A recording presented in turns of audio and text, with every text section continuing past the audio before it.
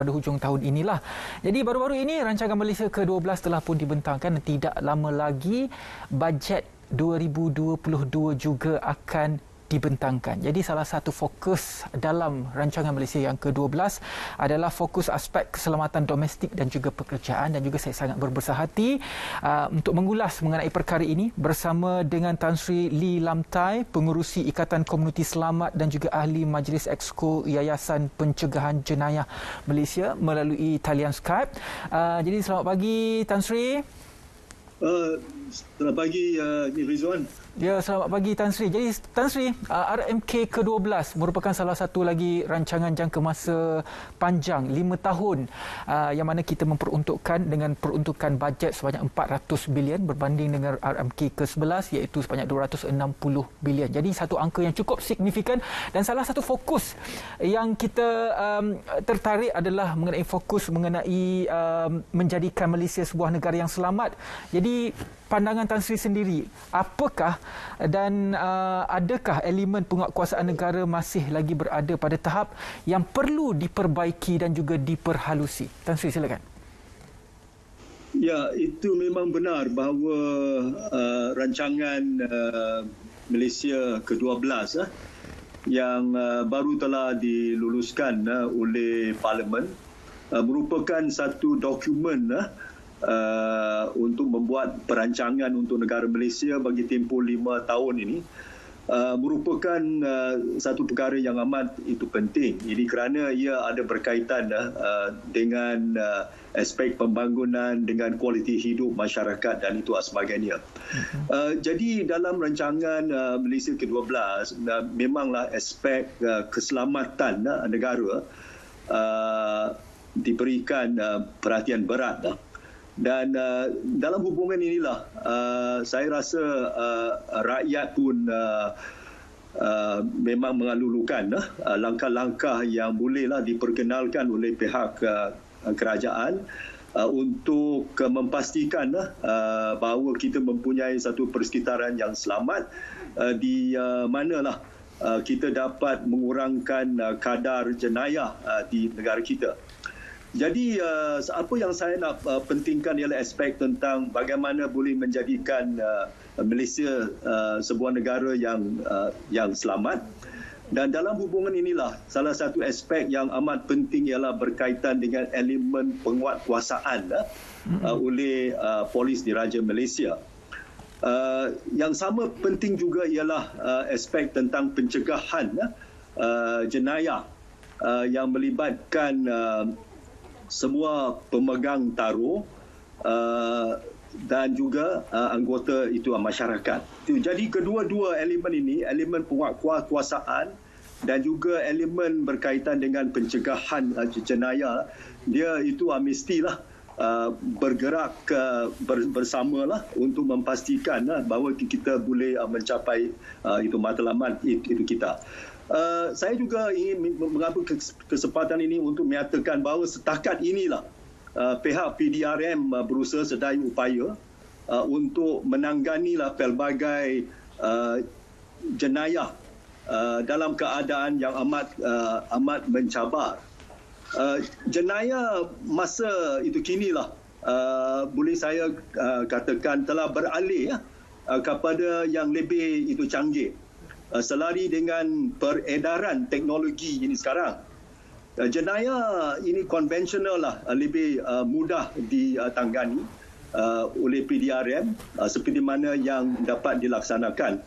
Tetapi apabila saya sebutkan itu mengenai jenayah yang canggih, maksud saya ialah berkaitan dengan ini borderless crime ataupun jenayah tanpa sempadan, berkaitan dengan transnational crime, berkaitan dengan jenayah yang melibatkan internet. Ini semua saya anggap bahawa ada isu-isu lah yang perlu ditangani oleh pihak berkuasa.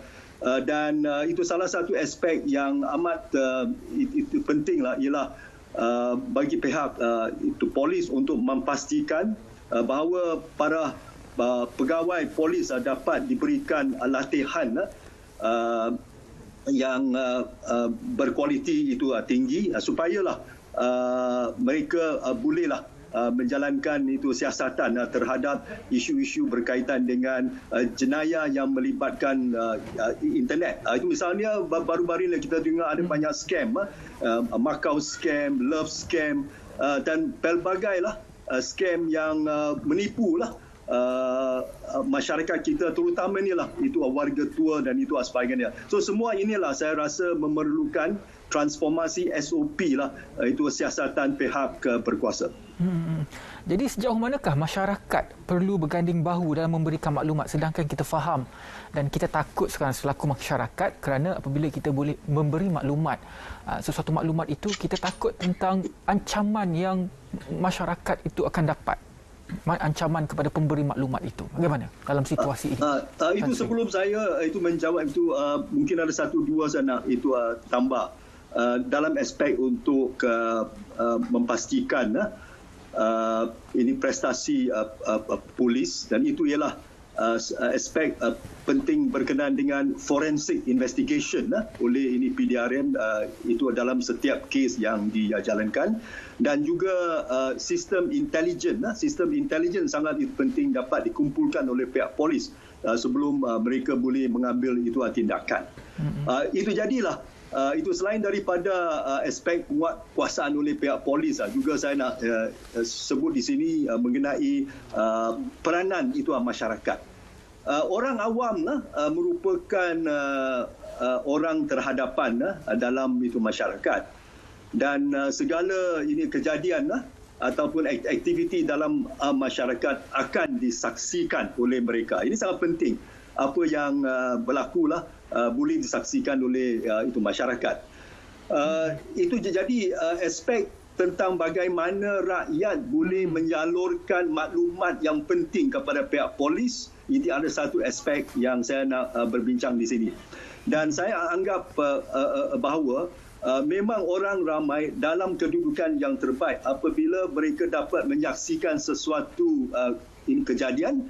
Jadi mereka boleh merakamkan dengan menggunakan telefon canggih mereka, telefon bimbit, smartphone itu mereka, dan maklumat itulah boleh viral, boleh di forward kepada pihak polis supaya ambil tindakan. Akan tapi di sebilangan ini kecil itu masyarakat, mereka itu risau aspek tentang kerahsiaan. Ini saya juga nak itu menyatakan di sini, iaitu bahawa bagi sesiapa yang ingin melaporkan sesuatu insiden, itu misalnya lah, saya bagi contoh, kalau ini adalah seseorang anggota itu masyarakat lah, kalau misalnya dia tahulah bahawa itu jirannya lah ada seorang yang terlibat dalam itu dadah misalnya, jadi dia nak itu melaporkan kepada pihak polis, tetapi dia itu risau bahawa apa yang dia laporkan itu pada akhir ini lah akan diketahui oleh orang yang berkenaan. So jadilah saya rasa ini satu aspek yang saya yakin pihak polis pun amat itu sedar tentang hal-hal ini, dan saya ini percayalah bahawa pihak-pihak polis akan mewujudkan satu mekanisme yang terbaik untuk menjamin bahawa sesiapa yang boleh memberikan maklumat kepada pihak polis supaya satu siasatan boleh dijalankan, dan maklumat yang diberikan ini dikekalkan sebagai itu rahsia, dan itu tidak ada sesiapa yang tahu. Tan Sri, salah satu cabang dalam intelligence, ada beberapa cabang. Cabang terbaru adalah social media intelligence. Jadi perisik ataupun orang yang mendapatkan maklumat ini akan menggunakan media sosial untuk mendapatkan maklumat dan sebagainya. Jadi tidakkah platform media sosial ini boleh dikatakan sebagai platform yang cukup efektif untuk mendapatkan maklumat? Adakah ia perlu maklumat yang betul ataupun hanya boleh disandarkan kepada laporan berita yang tular dan juga viral sahaja, Tan Sri? Ya, saya rasa ini satu soalan yang amat baik. Ini keranalah memang ada berbagai pihak lah yang telah membangkitkan ini perkara ini. bila saya membawa isu media sosial ini, kita tahu bahawa media sosial ini hari inilah amat berpengaruh dan ia membawa impak yang itu besar. Itu misalnya ini apabila tadi saya cakap bila sesuatu ini yang kejadian jenayah berlaku, jadi kalau ini boleh dirakamkan dan di-viral kepada pihak berkuasa, ia tentu akan memudahkan pihak berkuasa untuk menjalankan itu siasatan dan itu sebagainya dan supaya tindakan itu boleh diambil. Akan tapi itu kita juga nak menilai aspek itu tentang kebaikan dan keburukan itu media sosial ini. Itu kebaikan ialah bahawa ia boleh menyampaikan maklumat yang ini pantas kepada pihak itu polis dan bolehlah membantu pihak polis dalam itu siasatan. Akan tapi yang buruknya ialah bahawa ada pihak-pihak tertentu yang menggunakan media sosial yang mungkinlah mereka bersikap tidak bertanggungjawab dan mereka memviralkan itu video klip lah yang itu lama. Itu satu itu video yang merakamkan ini suatu insiden kemungkinan ia itu berlaku di luar negeri ataupun yang sudah ini berlakulah tahun-tahun ke belakang ini dan dia memviralkan itu dan saya anggaplah bahawa itu ialah ini sesuatu yang tidak bertanggungjawab. So ini jadilah bagi sesiapa yang ingin menggunakan media sosial untuk membantu pihak polis, saya haraplah bahawa itu mereka tidak akan gunakan kemudahan media sosial ini dan itu hanya itu viral apa ini kejadian yang benar-benar itu berlaku dan bukan sesuatu yang sudah berlaku lama atau berlaku di luar itu negeri dan itu sekarang itu gunakan untuk mempaparkan ini sesuatu insiden dan itu sebagainya. Jadi untuk memastikan kejayaan RMK ke-12 ini bukan sahaja kepada badan pelaksana tetapi kepada masyarakat juga. Tetapi perkataan yang saya kira cukup penting untuk kita semua masyarakat tahu adalah perkataan cakna. Jadi bagaimanakah masyarakat perlu cakna akan perihal keadaan sekeliling kita supaya kita boleh membangkitkan satu sikap bukan ibarat enau dalam belukar melepaskan pucuk masing-masing Tan Sri. Masyarakat sangat penting ni. Ini pada amnya masyarakat ini kita lah ini perlu itu cakna akan ini perihal keadaan di sekeliling. Inilah saya rasa penting ini kerana itu sebagai seorang ini warga yang bertanggungjawab kita mesti tahu, kita mesti itu sedar tentang apa yang itu berlakulah di sekeliling itu kita. So bagi membolehkan keadaan inilah sentiasa itu wujud, saya berpendapatlah bahawa kedua-dua pihak iaitu pihak berkuasa dan juga pihak itu masyarakat mereka harus berganding bahu, mereka harus bekerjasama dan memastikan bahawa mereka dapat berkomunikasi itu dengan baik untuk menyampaikan sesuatu itu perkara. Orang awam perlu memberikan kerjasama berterusan.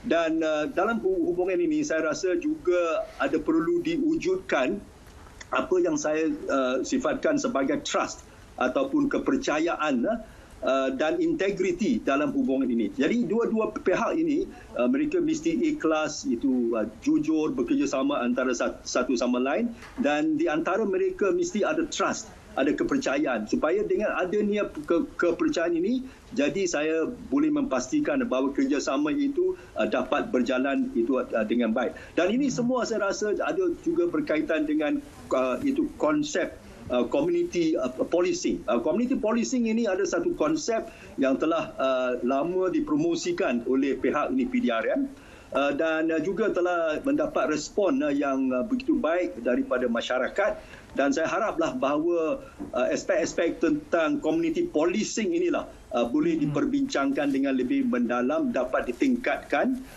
dan dengan kerjasama antara dua-dua pihak berkuasa dengan pihak orang ramai, saya yakin bahawa banyak yang boleh diusahakan ke arah untuk menjadikan masyarakat kita lebih selamat dan lebih sejahtera. Okey. Terima kasih banyak-banyak Tan Sri Lee Lam Tai, Pengerusi Pertubuhan Ikatan Komuniti Selamat, memberikan buah fikir mengenai rancangan Malaysia ke-12 mengenai fokus aspek keselamatan domestik dan juga pekerjaan, dan juga bagaimanakah masyarakat boleh menyumbang dan juga memberi tenaga untuk memastikan kejayaan RMK ke-12 ini dari aspek keselamatan ini. Terima kasih banyak-banyak. Kita berehat seketika, selepas ini Syafiqah akan bersama dengan anda dalam Selamat Pagi Malaysia.